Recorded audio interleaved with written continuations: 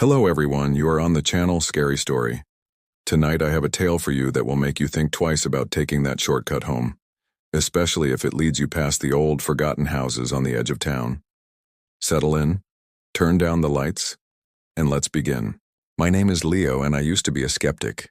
Ghosts, spirits, the supernatural. I thought it was all just campfire stories and overactive imaginations. That changed last October. I was driving home late from a friend's place, way out in the country.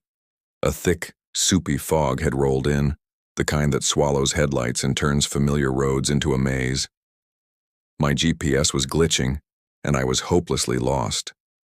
After what felt like an hour of driving in circles, I saw a turnoff I didn't recognize.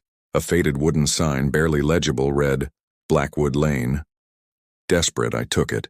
The lane was more of a dirt track, flanked by skeletal trees whose branches clawed at the roof of my car. At the end of it stood a single house. It was a two-story Victorian, the kind that might have been beautiful once, but was now a picture of decay. Paint peeled like sunburnt skin, windows were boarded up, and the porch sagged like a tired old man. A "For Sale" sign, ancient and tilted, was half swallowed by overgrown weeds. It was the kind of place you see in horror movies, and a shiver I couldn't blame on the cold ran down my spine. As I was about to reverse and try another route, my car sputtered, coughed, and died. Perfect, just perfect.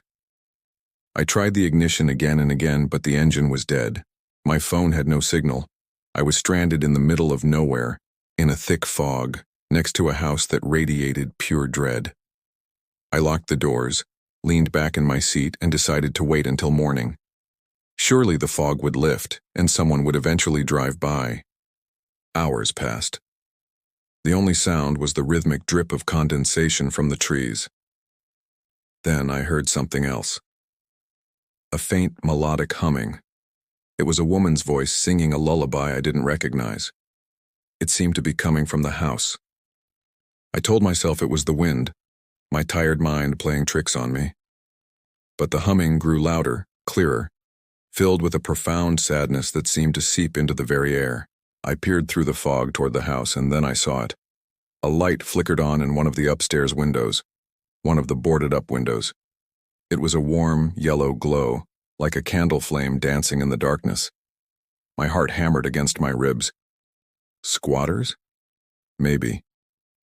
But who would choose to live in a place like this? The humming continued, now joined by the soft sound of a rocking chair creaking back and forth, back and forth.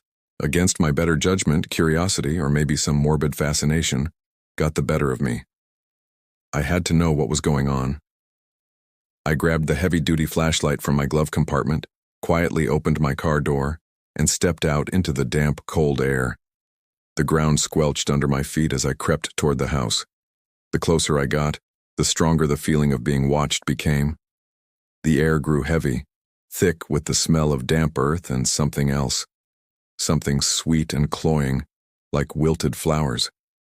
I reached the sagging porch, my flashlight beam cutting a nervous path through the darkness. The front door was ajar, hanging crookedly on one hinge.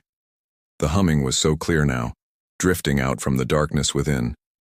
It was beautiful and chilling at the same time. I pushed the door open. It groaned in protest, the sound echoing through the silent house. The interior was even worse than the outside. Dust lay thick on everything and cobwebs hung like ghostly chandeliers. The furniture was draped in white sheets, making them look like silent, shrouded figures in the gloom. My flashlight beam danced across a grand staircase, a dusty portrait on the wall with the eyes scratched out, and a grandfather clock that had stopped at midnight. The humming was coming from upstairs. Taking a deep breath, I started to climb the creaking stairs, each step a protest against my weight. I followed the sound down a long hallway to a closed door at the very end. The light I'd seen from outside was seeping from underneath it. The creaking of the rocking chair was louder now, a steady, rhythmic counterpoint to the lullaby. My hand trembled as I reached for the doorknob. It was cold, brassy, and slick with moisture. I turned it slowly and pushed the door open. The room was a child's nursery. A faded rocking horse stood in one corner, and dusty toys were scattered on the floor. In the center of the room, a woman sat in a rocking chair with her back to me.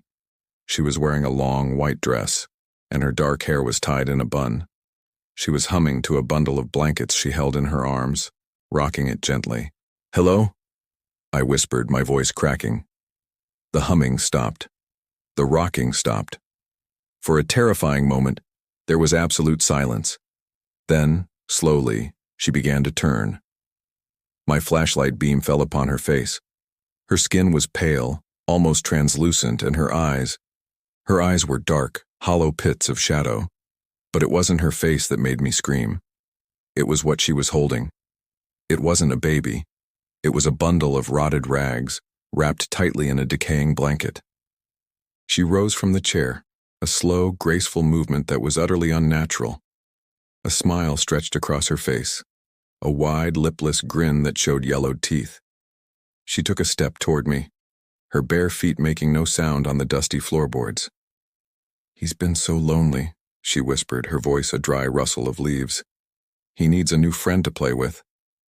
I didn't wait for another invitation. I scrambled backward, tripped, and fell down the hallway, crab walking away as she glided out of the room toward me. I got to my feet and flew down the stairs, not caring if they broke under my weight. I burst out of the front door and sprinted back to my car, not daring to look back. I fumbled with the keys, my hands shaking so badly I could barely get the key in the ignition. I gave it one last, desperate turn. The engine roared to life. I have never been so happy to hear that sound. I slammed the car into reverse, spun the wheel, and floored it, spraying mud and gravel everywhere. As I sped away, I glanced in my rearview mirror. She was standing on the porch, a pale figure in the fog, waving a slow, deliberate goodbye. The light in the nursery window flickered one last time and then went out, plunging the house back into total darkness. I drove until I hit the main road and didn't stop until the sun came up and I was back in my own driveway. The next day I had my car checked. The mechanic couldn't find a single thing wrong with it. I did some research online. I found an old newspaper article about Blackwood Lane. Decades ago, a family had lived in that house, a mother and her young son. The boy had gotten sick and passed away in that nursery. The mother, consumed by grief, had followed him soon after. Locals claimed her spirit still waited there, rocking an empty cradle, forever waiting for her child to return, or for someone new to join them. I never told anyone the full story. They wouldn't believe me. But now, whenever I see a for sale sign on an old, run-down house, I just keep on driving. Some homes are empty for a reason, and some doors are best left unopened. Thank you for listening to tonight's story. If you enjoyed it, please hit that like button and don't forget to subscribe to the channel for more chilling tales. Stay safe out there and always check your rearview mirror.